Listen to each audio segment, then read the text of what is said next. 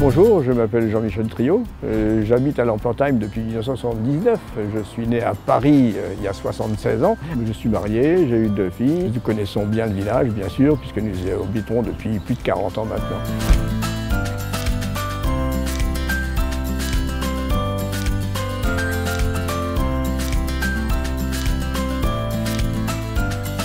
J'ai découvert le café philo à Vendenheim au centre culturel. C'est quelque chose qui m'intéressait beaucoup et je voulais vraiment me plonger sur la pensée par soi-même.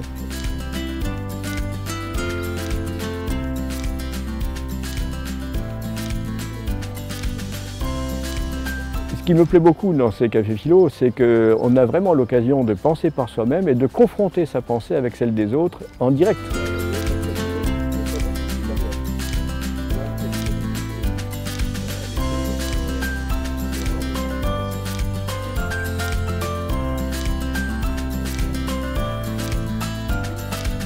C'est juste une carte de randonnée possible. Mais l'intérêt considérable, c'est que les personnes qui viennent ont déjà réfléchi au thème et ont déjà proposé des choses, donc sont déjà dans le sujet.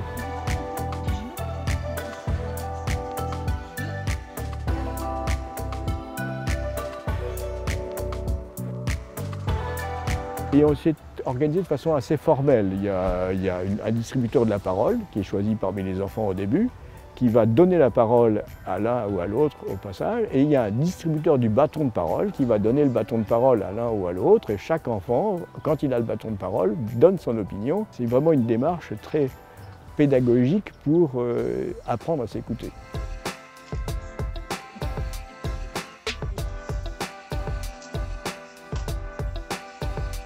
Le but, c'est de voir vraiment se développer cette joie, aussi bien chez les petits que chez les grands, cette joie du partage et de l'échange d'opinions, échange au sens complet, c'est-à-dire qu'on prend, on donne et on prend.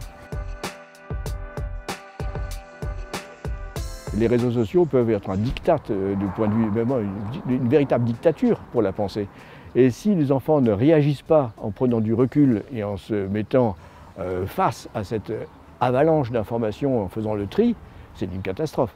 Ça devient presque une mission d'essayer, notamment pour les enfants, d'essayer de leur ouvrir les yeux pour se rendre compte que s'ils ne vivent pas par eux-mêmes, ils ne vivent pas. C'est vraiment la volonté de partager ce plaisir à transmettre, à communiquer, à transmettre avec les autres de façon d'égal à égal, même avec les enfants, même avec, on n'est pas dans une démarche d'enseignant, on est dans une démarche en commun. Et c'est ça qui est très plaisant.